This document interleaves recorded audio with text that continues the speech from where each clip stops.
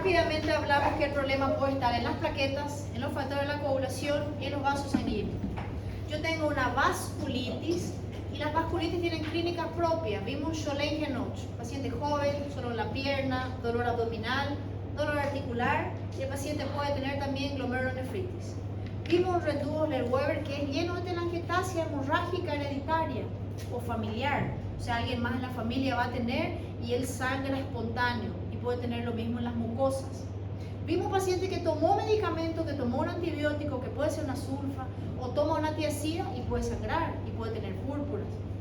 Vimos otro paciente que es un abuelito que se le abrazó fuerte y puede tener púrpura porque tiene la piel más blanca, porque tiene la edad avanzada y no pasa nada, no es ninguna enfermedad grave. Bien, y vimos un paciente que puede tener algún déficit que otro de algún oligoelemento y que también puede tener sangrados. Lo más grave y raro, una meningococcemia, en un paciente que puede tener una púrpura fulminante y ninguno de ellos tenía plaquetopenia. Ahora entramos en esta situación.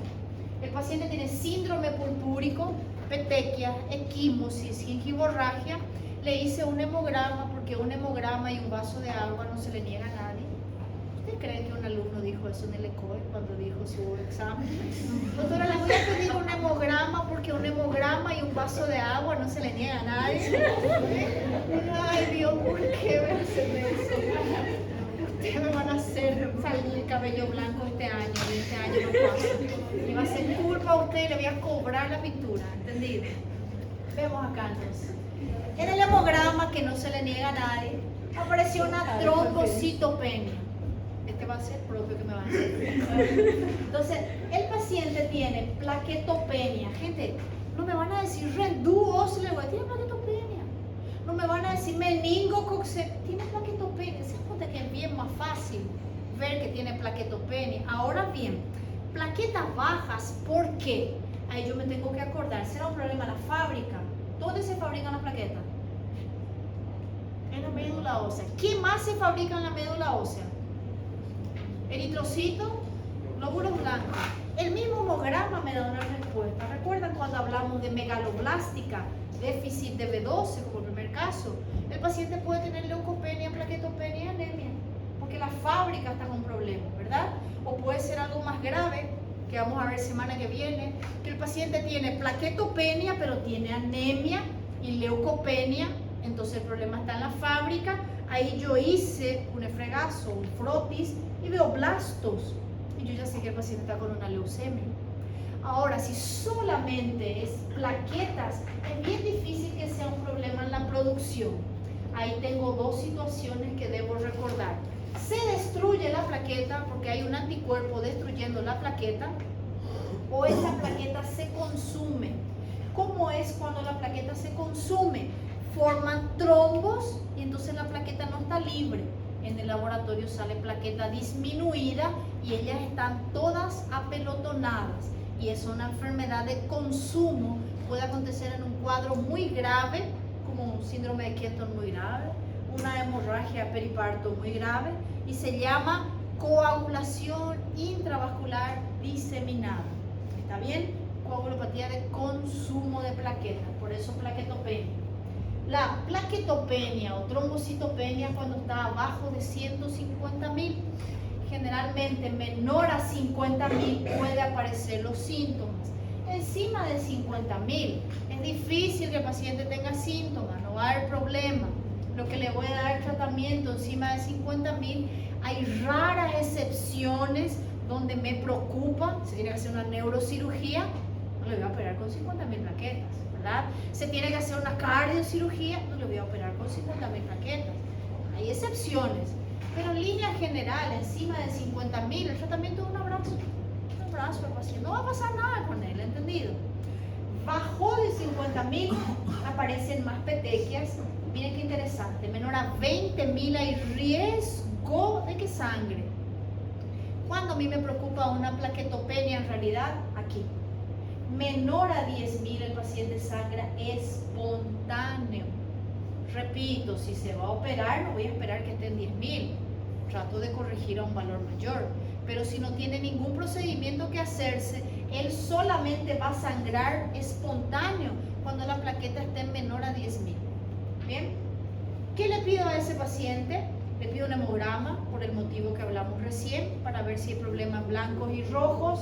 Le pido un frotis, buscando aquí poquilocitosis, anisocitosis, una anemia macro, que me va a hacer pensar en que sea megaloblástico el problema, buscando blastos, buscando quistocitos, etc. Lesiones en el frotis. Coagulograma, que voy a ver si tiene coagulopatía ese paciente asociado. Hepatograma, porque hay factores que se fabrican en el hígado y una enfermedad hepática me puede dar trastornos de coagulación. Le pido los estudios, como el caso clínico que vimos, que la paciente ya era lúpica conocida. Por favor, no le pidan Ana a la que ya era lúpica conocida, ¿verdad? Porque decía lupus, ¿ok? Le pidieron, me imagino, que una aptoglobina, un test de Coombs, ¿verdad? Ese paciente. En fin, ¿qué más se le puede pedir a un paciente así? Una hepatitis B, una hepatitis C, no está escrito acá y yo pregunto en el examen, HIV. Una de las primeras manifestaciones del paciente con VIH puede ser una plaquetopenia. Entonces, llegué en una plaquetopenia, tiene púrpura, ¿qué examen le pido? Pídale una serología, desde LISA. Un HIV puede ser como debuta la enfermedad. Se puede hacer una punción aspirado y biopsia de médula ósea, una PAMO, una punción aspirado y biopsia de médula ósea. Poder puede, gente, pero eso es cuando yo tengo dudas del diagnóstico o sospecha de que el paciente tenga neoplasia. Porque si es solo las plaquetas, tengo que pensar que se están destruyendo por un mecanismo inmune. Y esto va a ser lo último que voy a pedir. La destrucción plaquetaria es a través de un proceso inmunológico. A veces no se sabe por qué se forman anticuerpos. Para yo decir que no se sabe, yo pregunté si era HIV, visto si era hepatitis, visto si era lupus, dengue, es súper común. Descarté todo eso y ahora sí puedo decir idiopática.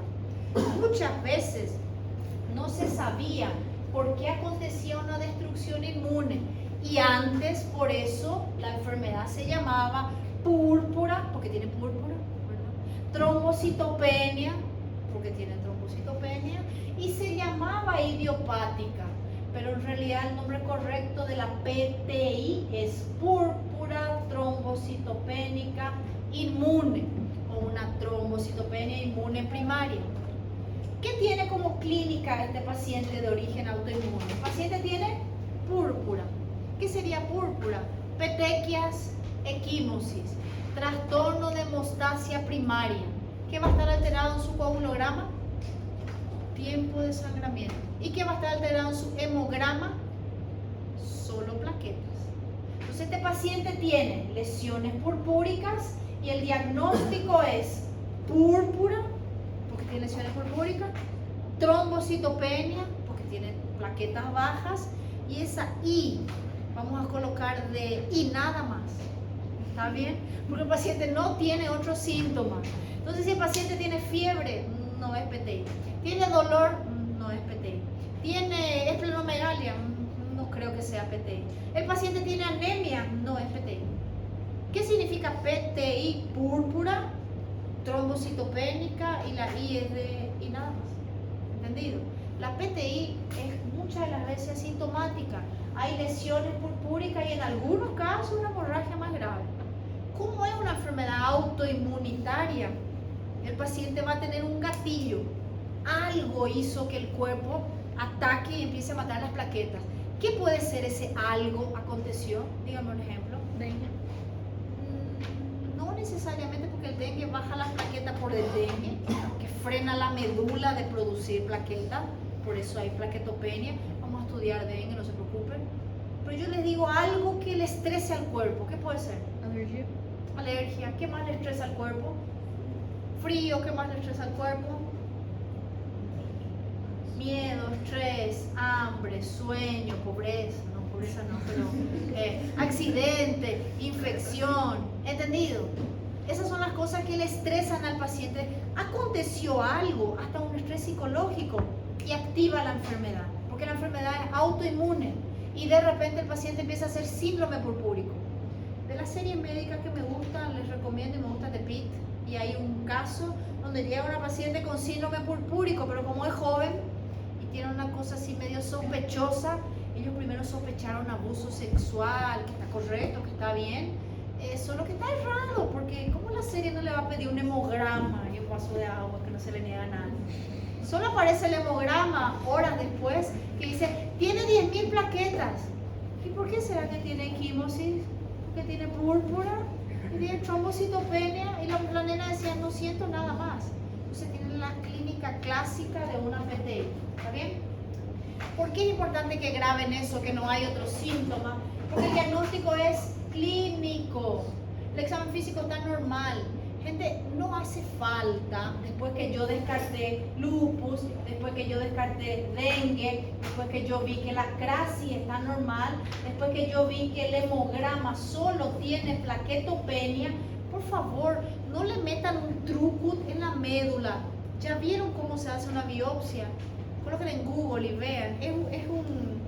Parece un taladro, ¿sí? El trucut es algo que es como un tubo, eso se introduce y se va taladrando. Eso es como sacar un cilindro de la médula en el hueso y la anestesia no va a agarrar ahí y se tiene que retirar un cilindro de hueso con médula para hacer un diagnóstico que va a estar limpia la médula. Si yo no tengo nada en el fronting, no tengo nada en el hemograma, no tengo nada en la serología y la paciente tiene púrpura, tiene trombocitopenia y nada más, la PTI muchas veces es clínico. Pero cuidado, por lo menos preciso un VIH negativo, hepatitis B, hepatitis C negativo, lupus negativo, dengue negativo. No es que le van a pedir solo hemograma, ¿ok? Entonces en el examen, cuando tengan un caso sospechoso de PTI y yo les pregunte, ¿qué otro laboratorio le piden? Ustedes me van a contestar, examen de lupus, examen de HIV, examen de hepatitis. No me pongan una biopsia de médula. Eso duele y no va a aportar nada. ¿Entendido? Tiempo por trombina y KPTT está normal, sangría prolongado y plaqueta disminuido porque el nombre ya dice, ¿verdad? Trombocitopenia. En realidad, el diagnóstico hacemos a partir del cuadro clínico. Hay una hemorragia mucocutánea, la trombocitopenia y el resto de hemograma normal. ¿Qué hacemos para tratar si es autoinmune? Corticoides. Esta enfermedad responde excelentemente a prednisona. Algunos casos empiezan a ser refractarios y esos casos voy a hacer esplenectomía solamente si la PTI es persistente. Miren el tiempo que hay que esperar. No es que entró y en la semana le saco el brazo, esa es la última opción. Y hay pacientes que inclusive después de eso es más raro aún, tengo que hacer inmunosupresor, que es quimioterapia, ¿verdad? Tengo que hacer ciclofosfamida, azatioprina, nicofenolato. En estos casos raros, a veces con inmunomoduladores y anticuerpos monoclonales, esto ya no le vemos nosotros, eso le ve el hematólogo. ¿Qué nosotros vemos? Plaquetopenia y el resto normal, sin síntomas, y le ponemos prednisona. ¿Entendido? Gente, muchas veces no hace falta ni tratar porque él vuelve espontáneamente. Menos de 20.000 plaquetas, yo ya sé que hay riesgo, es candidato a tratamiento. 20 a 30.000 solamente si tuvo un sangrado grave. Más de 50.000 si el paciente no va a hacerse absolutamente nada. ¿Cuál era el tratamiento? Más de 50.000. Un abrazo. Me pueden poner en el examen. Tratamiento, un abrazo. ¿Está bien? Nada. Abracen a su paciente. Sean buenos. ¿Cómo? Un vaso de agua, porque un hemograma y un vaso de agua. Si usted me coloca, no baja. Estoy sufriendo por adelantado. ¿Está bien? ¿Se entendió lo que es PTI? Púrpura, trombocitopénica y nada más. De origen inmunológico y cómo trato al paciente, corticoide. Sí, súper fácil. ¿Sí o no? Súper fácil. ¿Dudas con PTI? Nada. Entonces viene el paciente que va a tener plaquetopenia y este paciente no se queda con y nada más. Automáticamente, porque el paciente tiene otra alteración, ustedes descartan de que sea PTI. ¿Está bien? El paciente tiene plaquetopenia, el paciente tiene un trastorno microvascular. ¿Sí? Entonces necesito hacer un dibujo porque hoy la facultad, hoy, después de un mes, me regaló 3 pinceles. Hay que festejar. Entonces vamos a hacer un dibujito acá para ustedes. De qué es lo que va a acontecer en ese vaso sanguíneo. Salir un poco aquí de fardo y entrar en esta plaqueta, en este vaso sanguíneo. Cuando yo tengo alguna lesión vascular, esa lesión vascular puede ser una neoplasia. Esa lesión vascular puede ser algo que inflame, entonces una vasculitis. Como en micro, son pequeños capilares. Cuando yo tengo un evento, como por ejemplo algo en el camino del vaso sanguíneo, las plaquetas vienen y empiezan a acumularse alrededor de ese algo. ¿Qué puede ser esto? Puede ser una toxina. Recuerdan que existen infecciones que forman toxina. ¿Alguien recuerda alguna infección que forma toxina? Nada. Voy a matar a Raúl con Peralta. ¿Cómo? Toxina botulínica, tetánica, pero yo estoy hablando de otro tipo de toxina que puede circular en el paciente, que ellas perciban síntomas. Nada. La Escherichia coli, ¿sí? Y la Shigella forman una toxina, se llama verotoxina. Esa toxina puede hacer que las plaquetas empiecen a acumularse allí. Una situación. Otra situación. Recuerdan que la coagulación se activa cuando hay un factor de afuera que entra en contacto acá con la célula. Normalmente las plaquetas no se agrupan. Ellas se agrupan si acá hay un factor extra que empieza a llamar. Ese factor puede ser el factor de von Willebrand, pero naturalmente este factor puede ser fraccionado por una proteína que se llama Adams 13. Si eso no acontece, yo tengo que él se queda en el medio del camino como un obstáculo. ¿Y qué hacen las plaquetas? Empiezan a aglomerarse. Entonces, ¿qué se forma cuando las plaquetas se juntan? ¿Qué es esto? Un trombo. ¿Cómo va a estar la plaqueta en la sangre, en el dosaje? Disminuido, porque esto acá es consumo de plaquetas. Entonces el paciente tiene plaquetopenia. Y acá viene el secreto más interesante, porque viene una célula que es más grande, que tiene oxígeno, y esta célula viene y se tropieza con estas piedras en su camino, que son los trombos plaquetarios. Y este matíe que debería circular libre, empieza a quedarse fragmentado. Y esto acá se llama hemólisis, porque acabaron de rendir un examen. ¿Cómo yo sé que el paciente tiene hemólisis? Dígame. ¿Qué tiene? ¿Cómo? Sí, ella me dijo reticulocitos altos. ¿Concuerdan? Hay hemólisis. ¿Cómo yo sé que el paciente tiene hemólisis? Hablen gente, si no, no nos vamos. Ictericia, pero en el laboratorio, ¿qué va a aparecer? Vamos a poner las dos cosas. El paciente va a tener ictericia. ¿Y cuál bilirrubina? Indirecta. Tipo en nuestro caso tenía 10, indirecta era sola 2, o sea, la indirecta era 8, entonces tenía bilirrubina indirecta aumentada, tenía ictericia, ¿verdad? ¿Qué más me habla de hemólisis? No dijeron lo más importante, pero estoy esperando. ¿Cómo? No necesariamente, porque ese es un proceso que se estudia en gastro, podría decir que eso es un pigmento que genera coluria, no siempre está presente. El urobilinógeno, ¿qué más? ¿Qué es lo primero que yo tengo que pensar cuando sé que hay hemólisis, antes de la ictericia inclusive? ¿Qué pasa cuando estos hematíes no están normales en el laboratorio? No. Antes de llegar al esfregazo, ¿cómo está la cantidad de hematíes en la sangre? Dígame, ¿cómo yo sé eso en el hemograma? Hemoglobina de... el amor de Dios. El paciente tiene, ¿cómo se llama esto? Anemia. ¿Y cómo se llama todo esto que hablé aquí? Hemolítica. ¿Está bien? Pero yo hablé de anticuerpos acá. Entonces, ¿cómo está el test de Coombs? ¿Me pidieron recién? ¿Positivo o negativo? Negativo, porque no hay anticuerpos ahí. El paciente tiene una hemólisis porque él se tropezó en el camino.